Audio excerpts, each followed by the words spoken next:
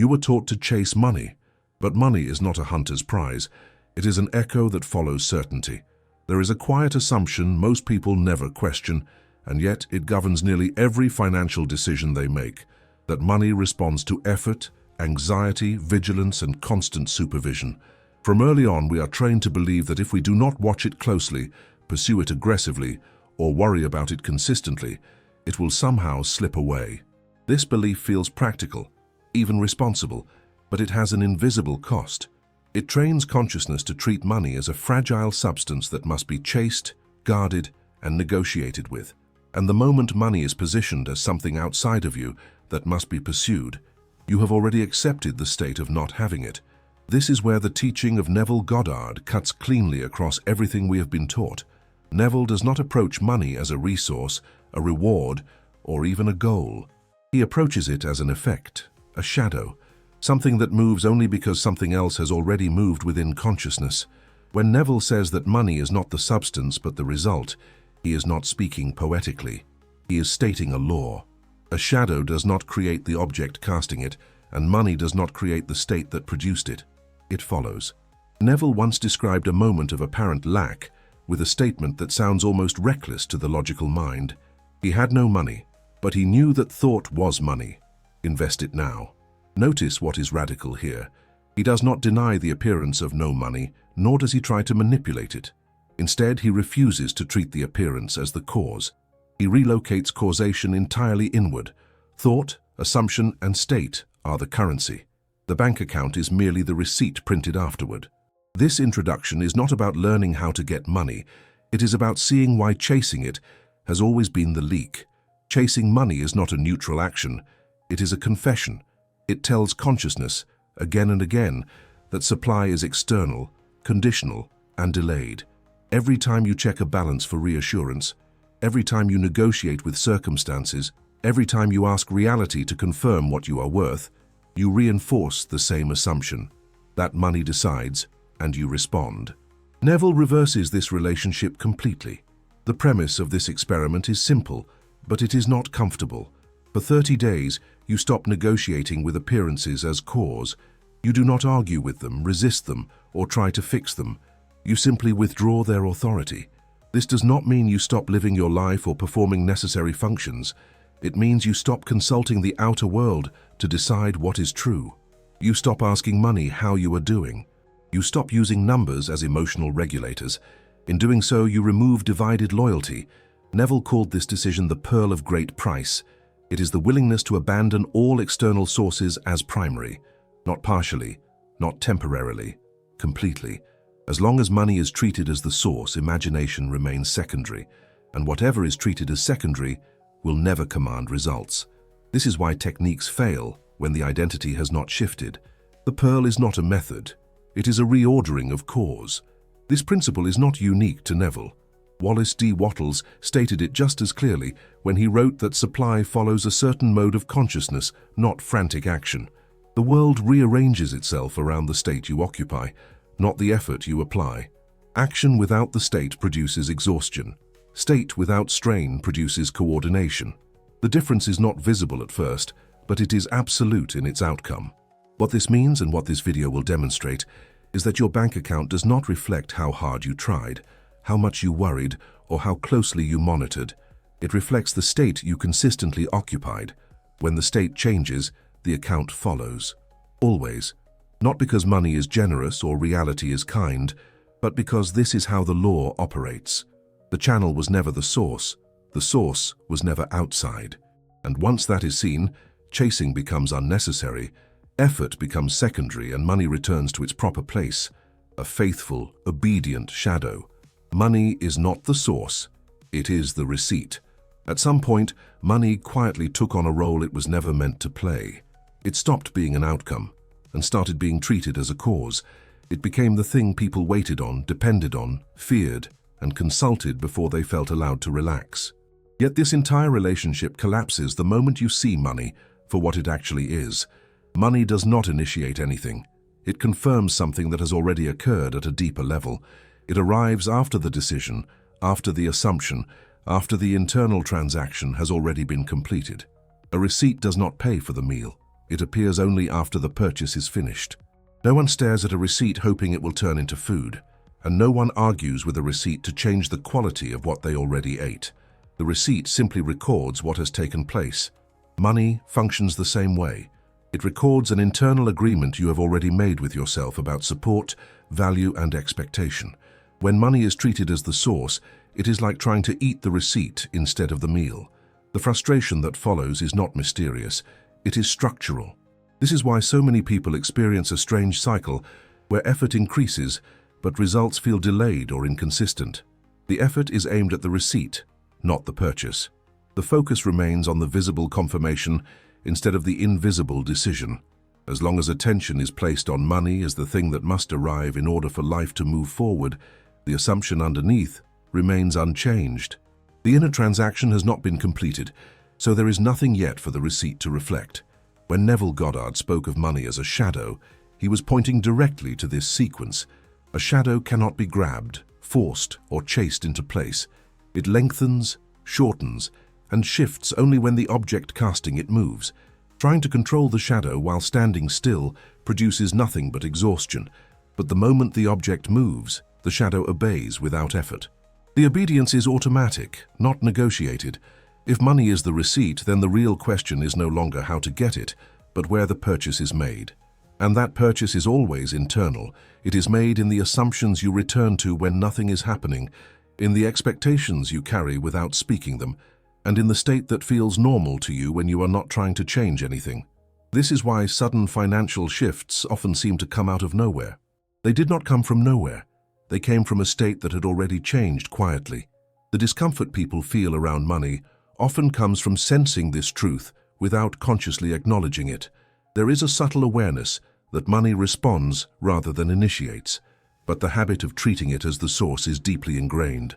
Letting go of money as cause can feel like losing control, when in fact it is the return of control to where it always belonged. The fear is not of having no money, it is of realizing that money was never in charge to begin with.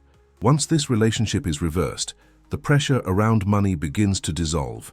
You no longer need it to reassure you, define you, or authorize your sense of stability. It becomes informational rather than emotional. It reports what has already been assumed instead of dictating what is possible, and from this position, a subtle but powerful shift occurs. The inner transaction starts to matter more than the outer confirmation. The cause is reclaimed, and the effect is allowed to follow. Chasing money feels active, responsible, and even intelligent on the surface, yet beneath that movement, there is a silent message being broadcast at all times. Consciousness does not interpret effort the way the rational mind does. It does not reward urgency, panic, or fixation. It reads assumption, and the assumption embedded in chasing is always the same, that what is desired is absent, external, and not yet secured.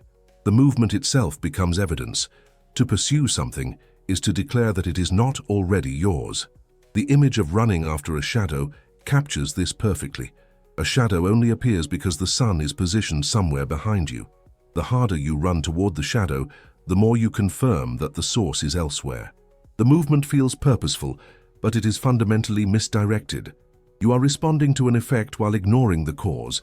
Consciousness reads this not as determination, but as lack. It responds accordingly, not out of punishment, but out of accuracy. This is why checking bank balances, refreshing accounts, or mentally scanning for signs of progress carries more weight than most people realize.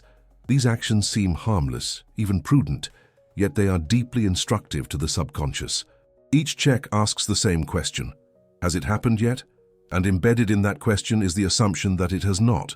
Consciousness does not hear the words, it absorbs the position. Over time, this position hardens into identity.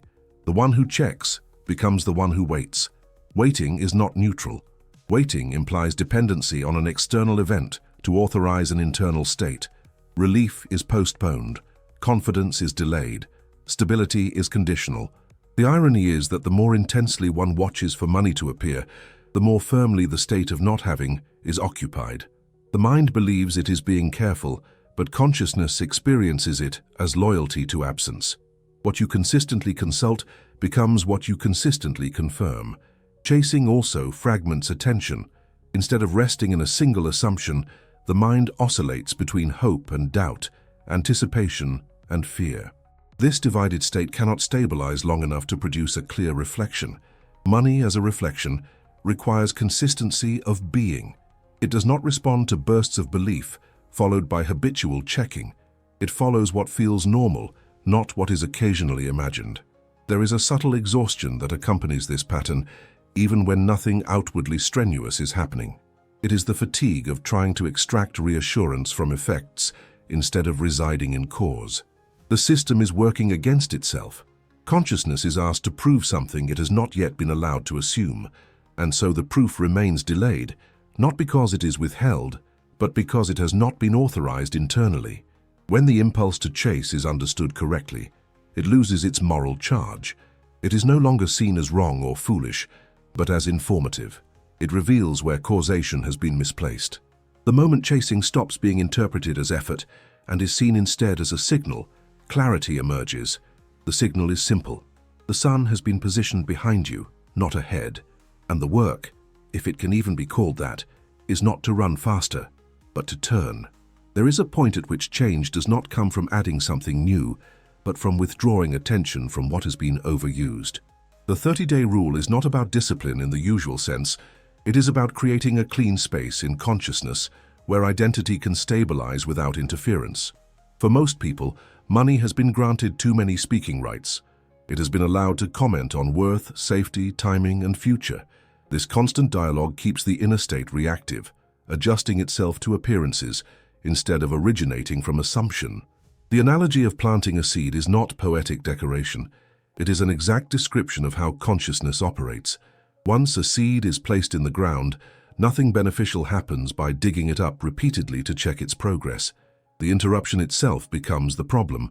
Growth requires darkness, stillness, and continuity. In the same way, an assumption cannot take root if it is constantly exposed to inspection. Every check resets the process by returning attention to the old state. Checking is not merely observation, it is negotiation. It asks appearances to confirm whether the inner shift is allowed to continue. Bargaining follows quickly after, often unconsciously. Thoughts begin to form conditions, timelines, and contingency plans. Forecasting then completes the cycle by projecting the past into the future, ensuring that tomorrow looks like yesterday. None of this feels dramatic, yet all of it keeps identity anchored to what has already been. When these behaviors pause, something subtle but significant happens. Identity moves to the foreground. Without constant feedback from numbers, the mind has fewer reference points to argue with the assumed state. What begins to matter is not what is seen, but what is being occupied. The absence of checking is not neglect. It is trust in sequence. It allows the internal agreement to finish forming before it is asked to produce a receipt. This period often feels strangely empty at first. The habitual reflex to measure, confirm, and anticipate has been removed, leaving a quiet gap. That gap is not lack, it is neutrality. And neutrality is powerful because it does not contradict. In that space, the assumed state has room to normalize. It stops feeling like a technique and starts feeling like the background of being. Over time, the absence of bargaining reveals how often the future was being micromanaged. Forecasting had been used as a form of emotional control, an attempt to soften disappointment by expecting less. Yet this too is an assumption, and it produces accordingly. When forecasting pauses, the future is no longer pre-filled with familiar limitations. It becomes open, not because of optimism, but because of non-interference. The 30 days are not significant because of the number itself, but because of what they interrupt. They break the cycle of consulting effects as cause. They allow the state to speak without being corrected by appearances, and once identity becomes the dominant factor, the outer world begins to reorganize quietly, without announcement, without effort, and without needing to be watched. Stop chasing money. Subscribe and let results follow. There comes a moment in this understanding where partial belief is no longer sufficient. Consciousness does not respond to divided allegiance. As long as imagination is treated as one influence among many, it will remain secondary in its effects. The idea of buying the pearl speaks to a decision that is total, not dramatic, but complete. It is the quiet withdrawal of faith from every outside cause that was once consulted for reassurance, permission, or security. The analogy of selling every candle after discovering electricity captures this shift with precision. Candles are not wrong. They are simply obsolete once a greater power is recognized. Yet many continue to light them out of habit, comfort, or fear of the dark. Outside causes function the same way. They are relied upon not because they work, but because they are familiar. Letting them go can feel reckless, even irresponsible, when in truth it is in alignment with how causation actually operates. When imagination is acknowledged as the sole source, something important changes in the quality of assumption. It is no longer a technique applied when convenient, but the ground of experience itself. This is why pretending does not work. Pretending still consults reality for feedback. Living in the end does not require effort because it does not argue. It assumes, and assumption, once settled, does not need defense. Dropping outside causes does not mean rejecting the world or denying its forms. It means removing their authority to define what is possible. Circumstances are allowed to exist without being promoted to the role of creator. This distinction is subtle, but it is the difference between reacting and originating. When circumstances lose their creative status, they also lose their emotional charge. They become movable, rearrangeable, and temporary. There is often resistance at this stage, not because the idea is unclear, but because it is final. Buying the pearl leaves no backup plan, and the discomfort that arises is not a warning. It is the echo of an identity that has not yet caught up to the decision. Consciousness has been trained to feel safe only when multiple supports are in place. Removing them reveals how little support was actually needed. Once this decision settles, the need to convince oneself disappears. There is no longer an internal debate between imagination and evidence. Evidence is reassigned its proper role as a result. From this position, living in the end becomes natural, not theatrical. There is no performance, no affirmation loop, no emotional forcing. There is simply a quiet knowing that the cause has been established, and what follows will follow because it must. Living in the end without forcing action. One of the most persistent misunderstandings around this teaching is the idea that living in the end requires constant effort, exaggerated behavior, or the suppression of natural responses. In reality, forcing action is often a sign that the state has not yet been assumed. When something is truly accepted as fact, behavior adjusts on its own, without tension or rehearsal. The strain people feel comes from trying to act from a future they do not yet feel entitled to occupy. The image of a tree bearing fruit clarifies this relationship between being and doing. A tree does not wake up and decide to produce fruit through effort. It produces fruit because that is what it is.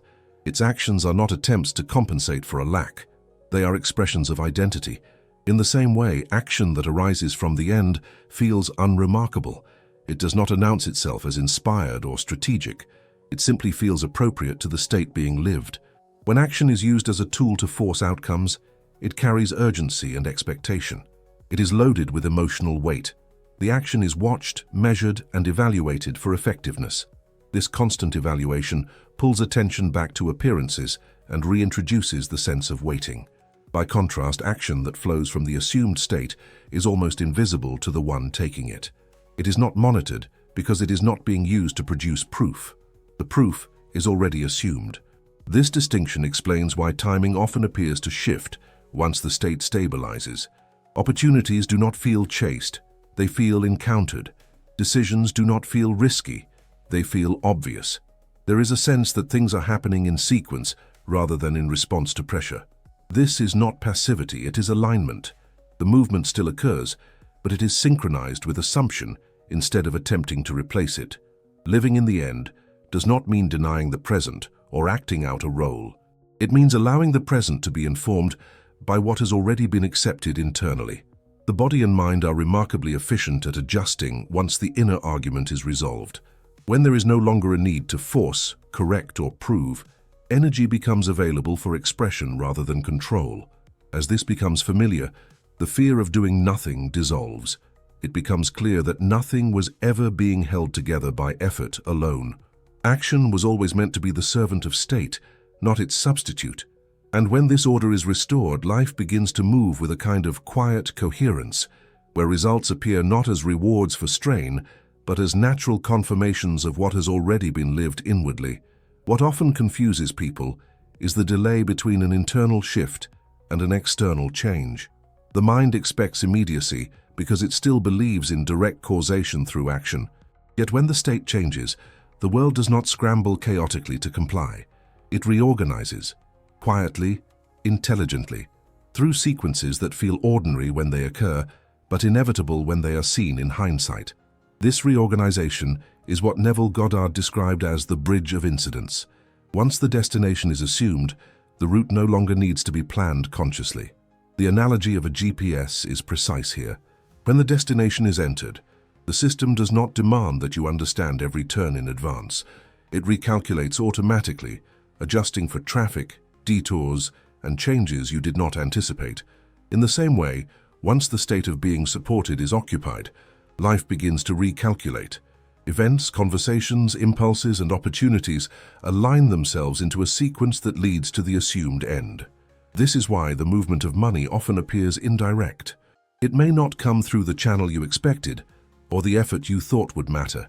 A chance interaction, a delayed message, a forgotten idea resurfacing, or a decision made by someone else entirely can suddenly become the pivot point. To the logical mind, this can feel random. To consciousness, it is precise. The bridge was assembled the moment the state stabilized. The bank account moves after the state shifts because the account is downstream from identity. Identity determines perception. Perception influences response. Response sets conditions in motion. By the time numbers change, the real work is already complete. Nothing is being created at that point. It is merely being revealed. This is why watching the process too closely can feel disorienting. The movement does not announce itself as manifestation. It looks like life. There is also a reason these bridges often feel personal rather than universal. They are tailored to the individual state that was assumed. The route that brings support to one person would be meaningless or inaccessible to another. Consciousness does not copy-paste outcomes. It customizes sequences. This is why comparison disrupts the process. It pulls attention back to appearances and away from the internal agreement that set the bridge in motion. When the state remains steady, the bridge completes itself without resistance. There is no need to manage it, interpret it, or accelerate it. Attempts to interfere usually come from impatience, which is simply the old assumption resurfacing. The reorganization does not require belief in the steps, only consistency in the destination. And when the destination is no longer questioned, the route unfolds with an ease that feels almost anticlimactic. By the time the bank account reflects the change, it can feel strangely unsurprising. The emotional shift happened earlier. The sense of support was already familiar. The numbers simply catch up, and in that moment it becomes clear that money did not arrive to create stability. It arrived because stability had already been lived. Long before money appears as numbers, transfers, or balances, it exists as something far less visible, but far more decisive, attention extended through time. This is the currency that is always being spent, whether consciously or not. Every sustained thought, every repeatedly returned to assumption is an investment, and like all investments, its power is not in intensity, but in consistency. What occupies attention quietly without strain accumulates.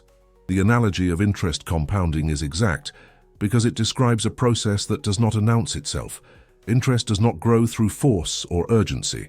It grows through duration. In the same way, the most powerful assumptions are not the ones shouted internally, but the ones returned to naturally, without effort. These thoughts feel ordinary. They do not feel like techniques. They feel like background truth. And because they feel normal, they are rarely questioned. Time, in this sense, is not something that passes. It is something that deepens. A state entertained briefly remains shallow. A state returned to repeatedly becomes dense, weighted, real. This is why fleeting moments of confidence rarely produce lasting change. They do not remain long enough to acquire gravity. Consciousness responds to what has weight, not what has enthusiasm. Most people unknowingly spend their thought time reinforcing the same internal economy. Attention is invested in worries, contingencies, and rehearsals of absence. None of this feels dramatic, but all of it compounds. The future then reflects this accumulated investment, not because it is punishing, but because it is precise. It returns what has been most consistently funded. What is rarely recognized is that the most influential investment window occurs when resistance is lowest. During the day, the mind is busy negotiating, reacting, and correcting, but there is a period when these defenses soften, when identity becomes fluid and impressionable. This is why the moments before sleep have always been emphasized in this teaching, not because sleep is mystical, but because it is unguarded. As the mind drifts, it is no longer arguing with itself. It is no longer scanning for evidence or managing appearances. Whatever state is entered at that time is not challenged, it is accepted. And what is accepted in this way does not remain a thought, it becomes a position. Over time, these nightly positions accumulate more power than hours of daytime effort. This is also why anxiety before sleep is so costly. It is not just unpleasant, it is influential. It invests attention into instability at the most receptive moment. Conversely, when the sense of being supported is allowed to settle in those quiet minutes, it compounds without resistance. Nothing dramatic happens in the moment, yet something decisive is planted. Thought and time are the real currency because they precede all visible exchange. Money follows them, not the other way around. Where attention rests repeatedly, life follows inevitably. And when this is understood, the question of effort begins to fade. The focus shifts from doing more to investing more wisely, not through control but through consistency of state. There is a natural threshold each day when effort dissolves and identity becomes fluid. The body relaxes, the mind releases its grip on analysis, and the constant need to manage outcomes fades into the background. Neville Goddard referred to this interval as the state akin to sleep, not as a ritual, but as a description of a condition in which assumption passes through without resistance. In this state, thought no longer argues with evidence, it simply settles. What gives SATS its power is not imagination, but acceptance. During waking hours, the mind evaluates every idea against memory, logic, and current circumstances. Before sleep, this internal debate quiets. Whatever is felt as true in that moment does not need justification. It is received as a position rather than a possibility. Identity becomes receptive, and what enters at that level is no longer treated as a thought, but as a reference point. The analogy of signing a check before the funds appear clarifies this perfectly. The signature is not written in hope or anticipation, it is written because the account is assumed to be full. In the same way, SATS is the internal signature of support. There is no strain, no emotional performance, no attempt to convince. The feeling of being held, backed, and provided for is accepted quietly, as something already settled. This acceptance is what locks the state in. What is assumed here begins to feel familiar, then normal, then unquestioned. The next day does not require effort to remember it. It simply carries forward as background truth. From that background, perception adjusts, responses soften, decisions align. The outer world begins to reorganize, not because it is being directed, but because the inner reference has changed. SATS is effective because it bypasses resistance rather than confronting it. It does not fight doubt. It renders it irrelevant. By the time results appear, the sense of support has already been lived internally. The outcome feels inevitable, not exciting. And in that inevitability, the experiment quietly completes itself. What follows 30 days is not a dramatic event, but a lawful result. When divided loyalty ends, consciousness becomes coherent, and coherence is what reality reflects. Money does not respond to restraint, effort, or patience. It reorganizes when the inner state stabilizes. This is why Neville Goddard insisted that assumption, not action, is the deciding factor. Once appearances are no longer consulted as cause, the law operates without obstruction. The inner shift always precedes the outer one. A sense of support becomes familiar before it becomes visible. By the time the bank account changes, the emotional need for confirmation has already dissolved. The numbers register what has already been lived internally. This sequence is not personal, it is structural. As James Allen observed, life conforms to the state habitually entertained. Not the state wished for, but the one occupied. When that state is support, money follows naturally. The source was never the channel. When the source is assumed, the channel aligns on its own.